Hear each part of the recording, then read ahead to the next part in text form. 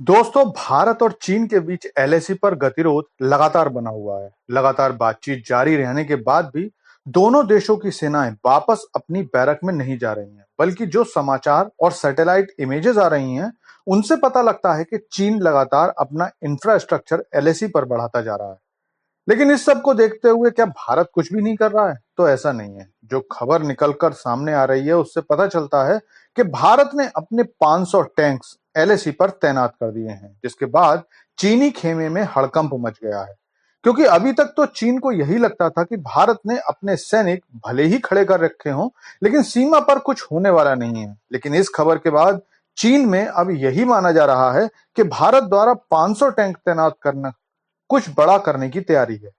ये सारी खबर क्या है और एलएसी पर ताजा हालात क्या हैं, सारी जानकारी मैं आपको देता हूं, लेकिन आपसे रिक्वेस्ट है कि चैनल को सब्सक्राइब कर लीजिए, क्योंकि यहां आपको डिफेंस, फाइनेंस और फॉरेन पॉलिसी पर वीडियोस रोज मिलते हैं।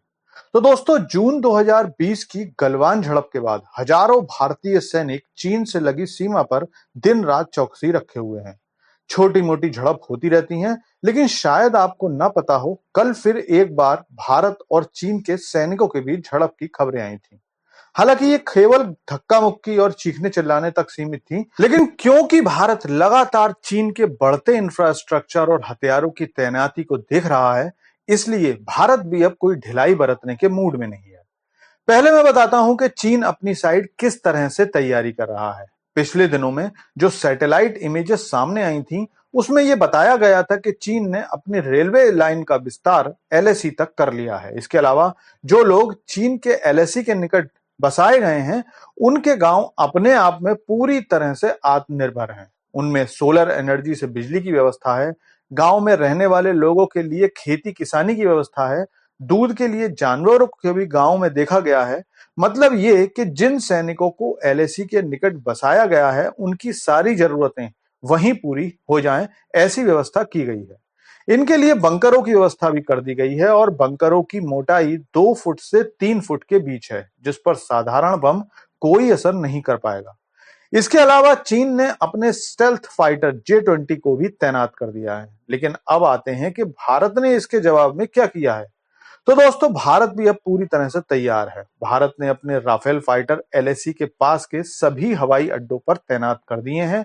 लेकिन अब जो खबर सामने निकल कर आई है, उसने तो चीन की सारी सरकार को हिलाकर रख दिया है। दरअसल भारत ने समुद्र तल से 14,500 फुट की ऊंचाई पर चीन से लगी वास्तविक नियंत्रण सीमा पर टैंक और बख्तरबंद गाड़ियों के मरम्मत के लिए सर्विस सेंटर बना दिया है। इसकी जरूरत काफी लंबे समय से समझी जा रही थी, और इसीलिए भारत ने ये सर्विस सेंटर एक नहीं बल्कि 2 बना दिए हैं।